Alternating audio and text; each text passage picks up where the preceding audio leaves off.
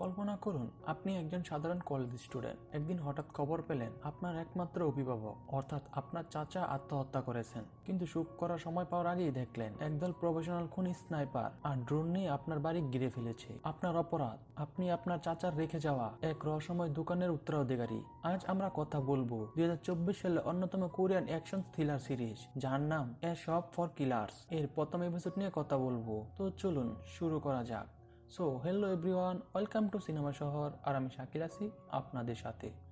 গল্পের শুরুতে আমরা এক গভীর নিস্তব্ধতা দেখি। জিয়ান তার চাচা সেই পুরনো বিশাল আকার এবং জনশূন্য বাড়ির লিভিং রুমে একাকী সোফায় বসে আছে। চারদিকে ধুলো জমা আসবাবপত্র আর দেওয়ালে টানানো পুরনো ছবিগুলো যেন এক অজানা বয়ের জানান দিচ্ছে। কয়েকদিন আগে তার একমাত্র অভিভাবক চাচা জিনমানের রহস্যময় মৃত্যু হয়েছে। বাথরুমে তার রক্তাক্ত নিতরদেহ দেখার ফলে সেই ভয়াবহ দৃশ্যটি জিয়ানের চোখের সামনে বারবার ভেসে উঠছে। সে মানবিকভাবে পুরোপুরি বিধ্বস্ত, চোখের পানি ফেলার মতো শান্তিটুকু তার অবশিষ্ট নেই। কিন্তু নিয়তি তাকে সুখ করা সেই ন্যূনতম সময়টুকুও দিতে রাজি নয়। হঠাৎ সেই বাড়ির নিস্তব্ধতা ভেঙে বাহির থেকে এক অদ্ভুত হাচিং শব্দ ভেসে আসছে। মনে হচ্ছে হাজার হাজার মৌমাছি একসাথে ডানা ঝাপটাচ্ছে। জিয়ান প্রথমে ভেবেছিল হয়তো এটা কোনো জোরো হাওয়া, কিন্তু শব্দের তীব্রতা বাড়তে তার বুকের ভিতরটা দক করে ওঠে। কৌতূহলী হয়ে সে যখন জানালার বাড়ির পর্দাটা সামান্য সরায় তখন তার পায়ের নিচ থেকে মাটি সরে যায়। সে দেখে নীল আকাশ জুড়ে একজাক আধুনিক কালো রঙের কিলিং ড্রোন স্থির হয়ে ঝুলে আছে। ড্রোনগুলো নিচে থাকা হাইটেক ক্যামেরাগুলো সরাসরি বাড়ির প্রতিটি জানালার উপর নজর রাখছে। ঠিক সেই মুহূর্তে ড্রোনগুলো থেকে রক্তবর্ণের লেজার রশ্মি নির্গত হয়, যা সরাসরি লিভিং রুমের ভিতরে জিয়ানের কপালে এসে স্থির হয়। সে বুঝতে পারে সে এখন কোনো সাধারণ বিপদে নেই। তাকে পৃথিবী থেকে সরিয়ে দেওয়ার জন্য এক মরণঘাতী ফাঁদ পাতা হয়েছে। এক মুহূর্তের মধ্যে শুরু হয় তাণ্ডব। কোনো আগাম সতর্কবার্তা ছাড়াই কয়েকশো গজ দূর থেকে পেশাদার স্নাইপাররা জানালার কাজ ভেদ করে বুলেট বৃষ্টি শুরু করে। বুলেটের প্রচন্ড আঘাতে জানালার শক্ত কাজগুলো মুহূর্তে ধুলোয় মিশে যায়। জিয়ান কোনো মতে মেঝেতে শুয়ে পড়ে নিজের প্রাণ বাঁচানোর চেষ্টা করে।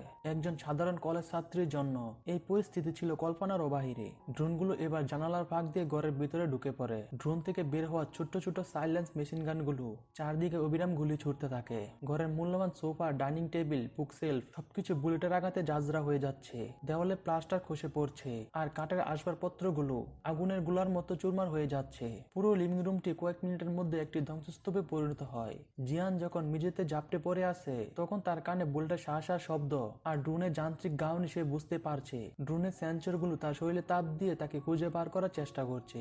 একদিকে আধুনিক প্রযুক্তির ড্রোন, অন্যদিকে অদৃশ্য স্নাইপার, মাঝখানে একা নিরস্ত্র এক মেয়ে। এই নরক যন্ত্রণার মাঝেও জিয়ানের মনে পড়ে যায় চাচার একটি কথা, যখন মৃত্যু তোর দিকে দিয়ে আসবে তখন চোখ বন্ধ করিস না, চোখ খুলে সুযোগ খুঁজবি। জিয়ান তার বয়ের দেওয়াল ভেঙে শান্ত হওয়ার চেষ্টা করে। সে বুঝতে পারে এখান থেকে বেঁচে ফিরতে হলে তাকে কেবল ভাগ্য নয় বরং তার মস্তিষ্ক ব্যবহার করতে হবে। লিভিং রুমের মেঝেতে শুয়ে যখন জিয়ান অনুভব করছে যে বুলেটের সপাটে আঘাত তার কানের পাশ দিয়ে বেরিয়ে যাচ্ছে, ঠিক সেই মুহূর্তে তার মস্তিষ্ক এক অদ্ভুত শান্ত অবস্থায় চলে যায়। চারদিকে ধ্বংসযজ্ঞের শব্দ যেন ম্লান হয়ে আসে আর তার চোখের সামনে ভেসে ওঠে বহু বছর আগের এক নির্জন দুপুরের স্মৃতি। ছোটবেলায় যখন তার সহপাঠীরা পার্কে দোলনায় দুলতো কিংবা পুতুল খেলায় সময় কাটাতো তখন জিয়ানের শৈশব ছিল একেবারে অভিন্ন।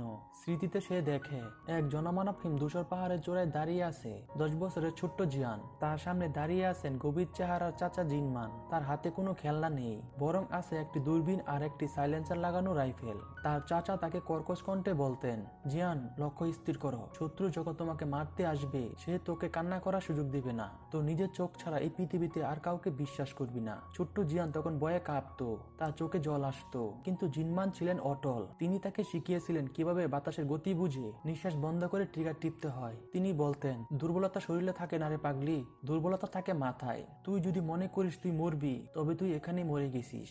জিয়ানের মনে পড়ে তাদের বাড়িতে লুকোচুরি খেলাটাও ছিল এক ধরনের যুদ্ধ।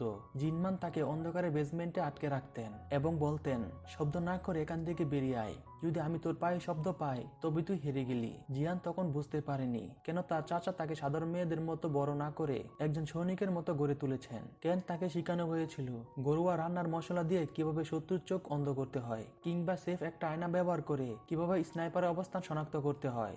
আজ যখন আধুনিক ড্রোন আর স্নাইপার তাকে ঘিরে ফেলেছে তখন সে প্রতিটি উপদেশের মর্ম বুঝতে পারছে। তার মনে হচ্ছে চাচা জানতেন একদিন এই দিনটি আসবে। স্মৃতি থেকে বর্তমানে ফিরে আসে জিয়ান। তার চোখ এখন আর ভয়ার্থ নয়, বরং সেখানে এক অদ্ভুত ছিলতা কাজ করছে। সে বুঝতে পারে ড্রোনগুলো তার শরীরের তাপ অনুসরণ করছে। সে দ্রুত মেঝে দিয়ে হামাগুড়ি দিয়ে ডাইনিং টেবিলের উল্টো পাশে রাখা একটি বড় আয়না আর রান্নার কিছু কেমিক্যাল হাতে নেয়। সে বিড়বিড় করে বলে, চাচা আপনি ঠিকই বলেছেন, মাথা ঠান্ডা রাখলে মৃত্যুও পথ হারায়। সে তার চাচার শেখানো সে বিশেষ সার্ভাইভাল মেথড ব্যবহার করে নিজেকে আড়াল করার প্রথম পদক্ষেপ নেয়। সে বুঝতে পারে এই বাড়িটি আসলে একটি মৃত্যুর ফাঁদ নয়, বরং এটি তার জন্য তৈরি করা একটি নিরাপদ দুর্গ, যদি সে জানে কিভাবে এটি ব্যবহার করতে হয়। বাইরে তখন বুলেটের তাণ্ডব আর ভেতরে ড্রোনের যান্ত্রিক গুঞ্জন। জিয়ান মেঝেতে শুয়ে বুঝতে পারে ড্রোনের থার্মাল সেন্সরগুলো তার শরীরের তাপমাত্রা শনাক্ত করার চেষ্টা করছে। ঠিক এই মুহূর্তে তার মাথায় খেলে যায় চাচার শেখানো সেই রসায়নের কৌশল। সে হামাগুড়ি দিয়ে কোনো মতো কিচেন কাউন্টারের নিচে পৌঁছায়। সেখান থেকে সে দ্রুত কয়েক বোতল রান্নার অ্যালকোহল আর প্রচুর পরিমাণে লাল মরিচের গুঁড়ো সংগ্রহ করে।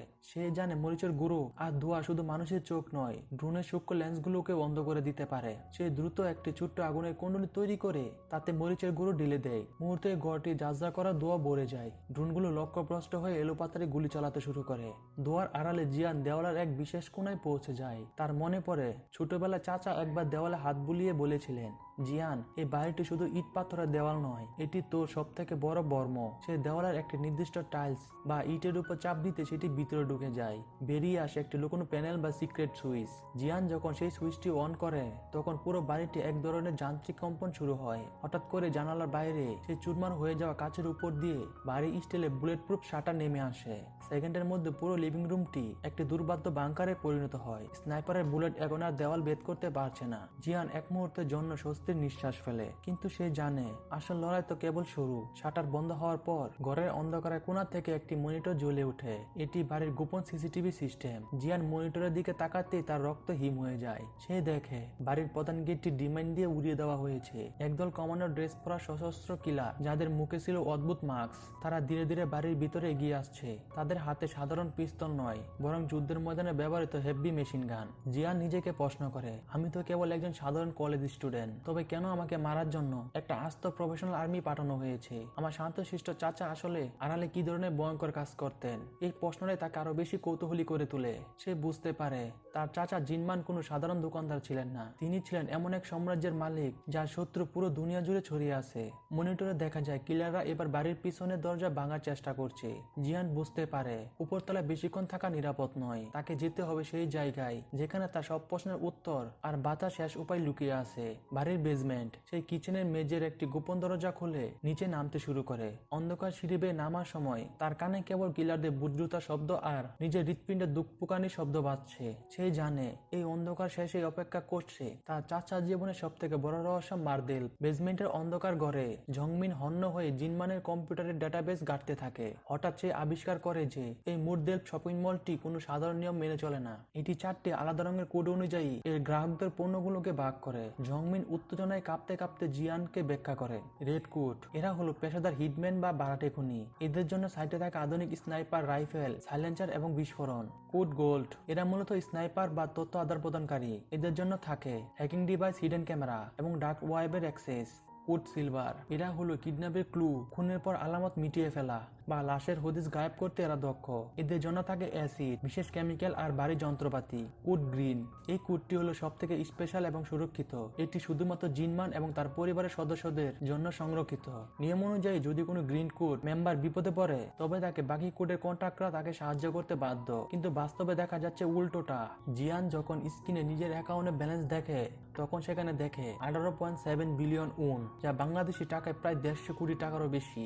তখন তার শরীর হিম হয়ে আসে। সে বুঝতে পারে তার শান্তশিষ্ট চাচা আসলে আন্ডারওয়ার্ল্ডের এক বিশাল ব্যাংকার ছিলেন। এই বিপুল পরিমাণ টাকা এখন তার মালিকানায়, কিন্তু এই টাকা এখন তার মৃত্যুর পরোয়ানা হয়ে দাঁড়িয়েছে। ডার্ক ওয়েবের সব হিংস্র খুনিরা এখন রক্তপিপাসু হয়ে এই বাড়ির দিকে দিয়ে আসছে। জিয়া নিজেকে প্রশ্ন করে, চাচা আপনি কি আমাকে বাঁচাতে চেয়েছিলেন নাকি আমাকে এই নরকের উত্তরাধিকারী করে দিয়ে গেলেন? ঠিক এই রুদ্ধশ্বাস মুহূর্তে জিয়ানের নজরে যায় তার বন্ধু জংমিনের দিকে। জংমিন যেভাবে অবলীলে কম্পিউটারের পাসওয়ার্ড হ্যাক করছে আর সাইটটি অপারেট করছে, তাতে জিয়ানের মনে সন্দেহ দানা বাঁধে। একজন সাধারণ কলেজ স্টুডেন্ট হয়ে জংমিন এই ডার্ক ওয়েবের সম্পর্কে এত কিছু জানলো কিভাবে? সে কি সত্যি বন্ধু হিসেবে তাকে বাঁচাতে এসেছে, নাকি সেও কোনো বড় সিন্ডিকেটের অংশ হয়ে এই গ্রিন কোডের অ্যাক্সেস নিতে চায়? জংমিনের প্রতিটি নাড়াচাড়া এখন জিয়ানের কাছে রহস্যময় মনে হতে থাকে। ঠিক তখনই বেসমেন্টের উপর প্রচন্ড এক বিস্ফোরণের শব্দ হয়। কিলাররা বাড়ির ভিতরে ঢুকে পড়েছে। সিসিটিভির স্ক্রিনে দেখা যায় মাস্ক পরা একদল খুনি সিঁড়ি দিয়ে নিচে নামার চেষ্টা করছে।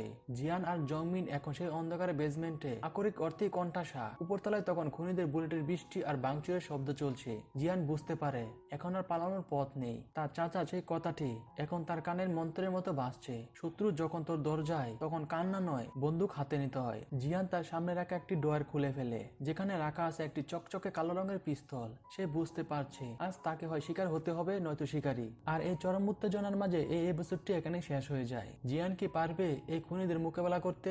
জংমিন কি শেষ পর্যন্ত তার পাশে থাকবে? আর সব থেকে বড় রহস্য, জিনমান কি সত্যিই মৃত, নাকি তিনি আড়াল থেকে এই পুরো খেলাটি নিয়ন্ত্রণ করছে? পরের এপিসোডে আমরা দেখব জিয়ানের শৈশবে সে ভয়ঙ্কর অতীত এবং তার চাচার আসল পরিচয়। এই সিরিজের পুরো গল্পটা ধারাবাহিকভাবে জানতে চাইলে ভিডিওটি এখনই লাইক দিয়ে আমাদের চ্যানেলটি সাবস্ক্রাইব করে রাখুন। আর কমেন্টে জানান আপনি কি 2 নম্বর এপিসোডের ব্যাখ্যা দ্রুত চান কিনা। দেখা হচ্ছে পরের কোনো ভিডিওতে। ততক্ষণ পর্যন্ত সবাই ভালো থাকবেন, সুস্থ থাকবেন। আল্লাহ হাফেজ।